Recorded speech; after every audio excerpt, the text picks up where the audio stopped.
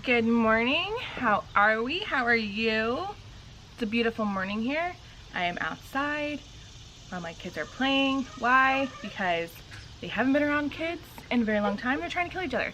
So I gotta monitor them. Ding. So yeah, so I've had to move my little workstation outside. You wanna see my little workstation? You wanna see it? Wanna see it? Okay, let's see it, let's see it, let's see it. So, an old end table, well, the cat's not part of it. Old end table my parents had, trying to get my planning going on, my gel pens, and a little bit of, you know, my pad. And I monitor my children because they are like at each other's throats lately. And I'm afraid one of them's gonna do something to the other one. No, I'm just joking. But really, they've been at each other's throats, and it's just time, guys. Like, they need to be around other kids, and it's insane. And then the sad part is we just found out that the camp that they were going to go to, it starts next week, which is August 10th. They had a staff member that tested positive for COVID, and the camp is shut down. We don't know whether it's shut down this week. The camp member tested positive, I guess, on like the 1st of August. My kids are due to start August 10th. It's a 2-week camp, so they're saying that with the 14 quarantine period, like, they might be able to open again midway through the week. We don't know, but it's just really sad. They were so excited to play with other kids. They need to play with other kids. They were literally at each other's throats. Anyone else's kids at each other's throats? Anybody? Is it just mine? Oh God. No, they're great kids. They just need to be around other kids. They need to get away from each other. They've been up each other's butts too much. So it's time to be around other children. Now, granted, when we move into our house, there's lots of kids in that neighborhood that they're going to be able to play with and run around with, so I'm so grateful for that. But right now, the house we were living in and my parents' house, like, it's set far back off a main road. You can't just play with kids. You can't go up and down the street, so it kind of sucks. But what I wanted to talk to you guys today about, if you were on my social media, again, if not, click, oh my God, where's my coffee? Hold on. Apparently, I cannot say this without coffee. Click the link below. There, I said it. In the description box to see me on Instagram, to see me on Facebook, to see your family, what's going on, blah, blah, blah. And those platforms, you would have saw the post that I posted yesterday. And this post was from a different homeschool blog. I'm trying to pull it up right now. From a homeschool blog. Let me pull up the post real quick. And I want to give you the homeschool blog's name. So the homeschool blog is To the Rock Homeschool. Okay, To the Rock Homeschool. This is their blog.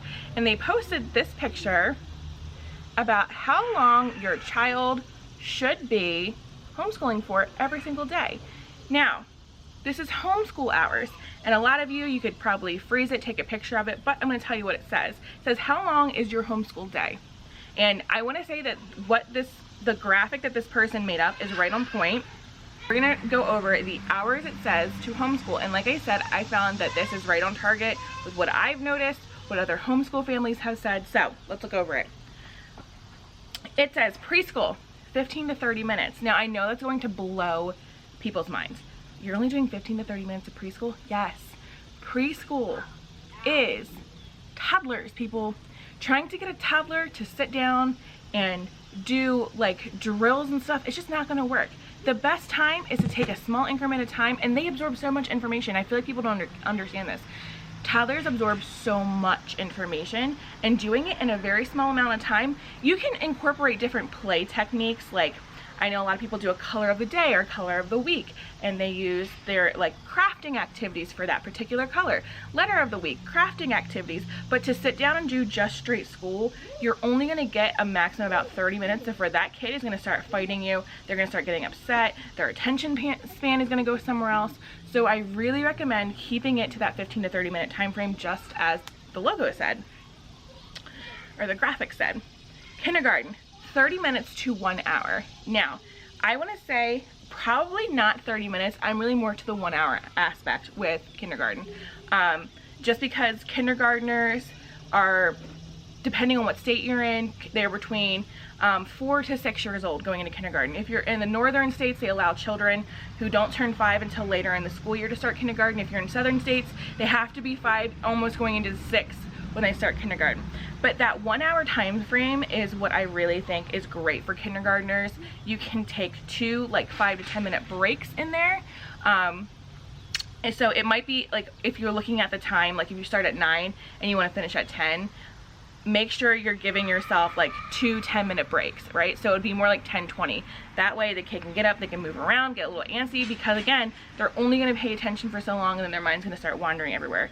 So if you start schooling at like 9 o'clock, just make sure you're putting in 2 breaks in there for yourself and your kid, and you're going to keep them amped and going if you give them the break. And like I told my friend the other day, snacks are an amazing incentive. Like, don't feel bad if you have to use a snack to incentivize your child to do something. I do it. If it's gonna be snack time anyway, break out those snacks, break out those apple slices and go, okay buddy, we're gonna do this and then I'm gonna give you an apple slice, or can you tell me this and I'm gonna give you an apple slice. It doesn't have to be bad snacks. When I say the word snack, I'm not talking about, you know, just Doritos or something like that. You can turn healthy snacks into a great incentive to get your kid to do their schoolwork. I had a lot of talking hands today. So, first to second grade is about 45 minutes to an hour and a half. Again, I'm gonna be more on the longer side of that, and probably about an hour and a half start to finish.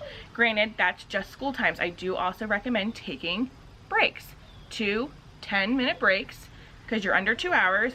In between, chop it up, so it might be more like an hour and 45 minutes, an hour and 50 minutes if you do 10-minute breaks, to get them to where they need to be.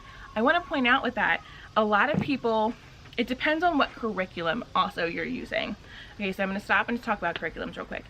A lot of homeschool curriculums are built to be very short, very just condensed, every single day versions of schoolwork. So again, I'm going to point out my tried and true master books that I love, the curriculum that I love. Each subject for, I want to say at least for elementary school, is about a page to a page and a half to 2 pages a day. When you get up in like the higher, the lower end of like kindergarten, first, second, and third, it's definitely just 1 page a day. When you start getting up into the higher grades, it might be a page and a half, might be 2 pages, but still, I'm talking about front to back 1 page. So they're going to go through it, and then you're going to go over sight words, you're going to go over vocabulary. So that's why when this person wrote this little graphic, they're saying you don't have to spend a lot of time. Now, if you're doing courses like Abeka, personally, Abeka is not my forte. It's not my cup of tea. It's not my family's cup of tea. That doesn't mean it's not your cup of tea, okay? Abeka is going to be something that is more of a traditional school time amount of allotted time. So if you're looking at programs like Abeka that they use not only for homeschool but also for like actual schools, the time frame is going to be longer because they're going off a traditional school schedule. If you're not wanting to spend an entire day in front of a computer, an entire day in front of a workbook, I really suggest looking at other platforms, because you're not going to really get away from that too much with Abeka. I know that there's some kids that go through Abeka really fast, and there's some kids that, you know, it's going to take them all day.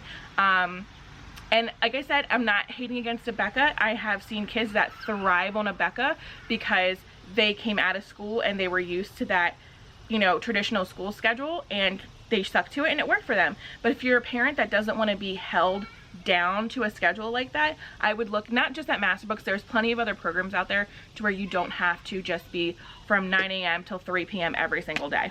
I always wanted to, you know, throw that out there.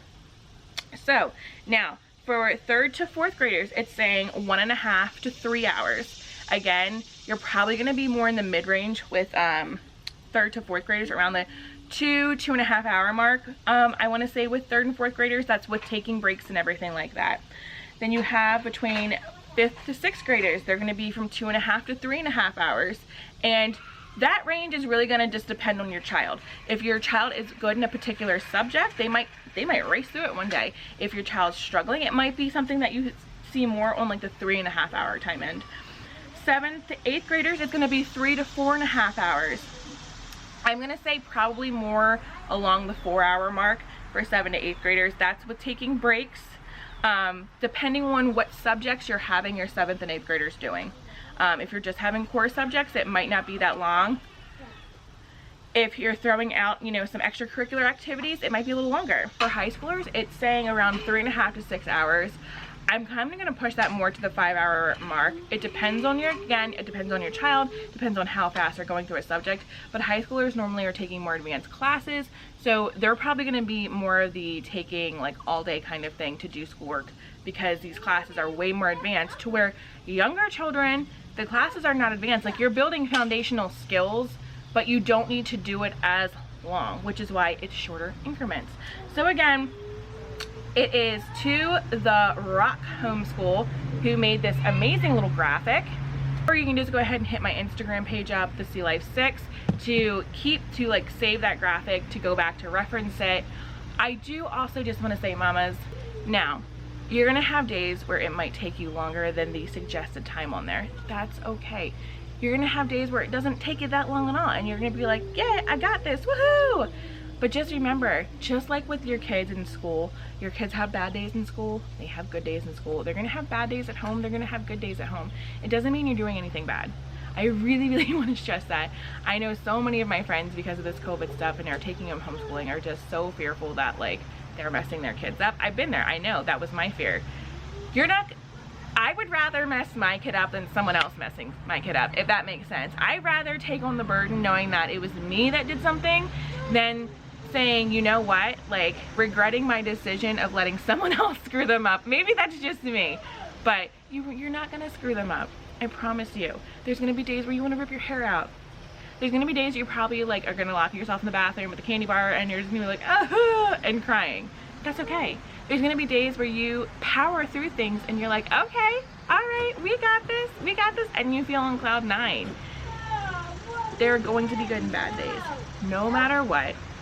I hope this video helps you with a timeline table of how long you should be in schooling for. I also know that there's a lot of people that are doing like their school online virtual schooling, and I'm just gonna say I pray for you guys, because I'm seeing what they're trying to enforce, and I don't know how they're trying to make children sit at a computer for hours of a day from 9 to 3 all day long. You want small kids to just keep their butts in front of a computer. That's mind-blowing to me. That's mind-blowing. And have parents keep their sanity. So if you're doing just, you know, district-wide virtual learning, really I am praying for you, because that is a whole nother level of stress that's just...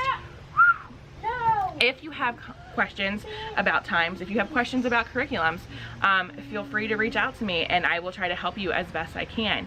Thanks for watching another one of my videos, and I'll see you next time.